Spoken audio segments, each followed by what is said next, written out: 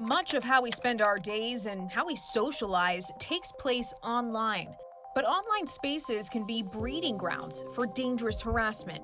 According to a Pew Research survey in 2021, about 41% of Americans experienced some form of online harassment. That's a similar share compared to a previous survey in 2017. But the types of harassment have changed. Physical threats, stalking, and sexual harassment have gone up. State and federal law has struggled to keep up with threats on the internet, from non-consensual deepfakes to calling for real-life threats. I think the laws are traditionally always a little bit behind technology, and that's probably a good thing. We don't want Congress and the government passing laws as a knee-jerk reaction to things. But I think in many ways, because technology advances so very quickly, it's difficult to get the things in place quickly or quick enough without causing more problems as a result of it. For example, there are currently no federal laws against doxing, the practice of posting personal information with the intent to incite real-life harassment. There has been some momentum for legislation on a state level. A dozen states have passed laws against it or strengthened cybersecurity laws to include it. A few states currently considering it as well. Another common form of harassment is the use of deepfake images, most often used for non-consensual porn. There are currently no federal laws against using deepfake images of another person. A House bill banning non-consensual deepfake porn was introduced earlier this year but has not been voted on. Only a handful of states ban the practice. Another increasingly common form of harassment is known as swatting, when coordinated groups online plan fake calls to law enforcement.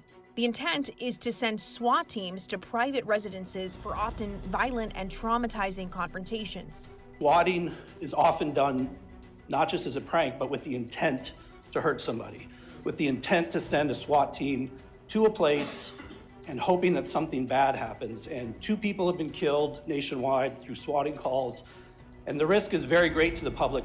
But states are only recently starting to introduce legislation increasing penalties for the practice. In June, the FBI announced it would establish the first national database for swatting incidents, hoping to make it easier for law enforcement agencies to communicate and prevent false alarms. There are also practical problems for law enforcement when dealing with online threats from a group, such as who can actually be held accountable. So if somebody purposely puts that information out there to people that they know are going to act on it, well, then you may be able to play the conspiracy side and be able to bring charges with that.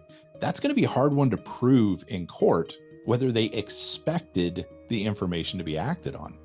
Advocates and lawmakers alike are mixed on how much accountability social media platforms should have for dangerous content that can incite violence. This has led to debate over the controversial Section 230 of the Communications Decency Act of 1996, which generally protects online sites from being held liable for content posted. Any way you look at it, I think this has enormous ramifications for the landscape of social media in our country, which has gone very heavily debated but relatively unregulated for decades. In June, SCOTUS avoided a ruling in 2 major cases concerning internet liability, effectively sending the issue of Section 230 back to Congress. It's very important that we start addressing now before we're trying to make up for this after something horrible happens, which seems to be the trend, unfortunately. You know, we don't tackle swatting until some people have lost their lives due to swatting. And it's because this moves very quickly. If you or someone you know is the victim of online harassment, free speech and human rights organization PEN America has a free online manual for how to manage abuse, next steps you can take, and ways to prevent attacks in the future. While lawmakers will continue to debate how to prevent abuse and protect Americans, online harassment is said to be a pressing issue for internet users of all ages across the nation. Lauren Magarino, Scripps News.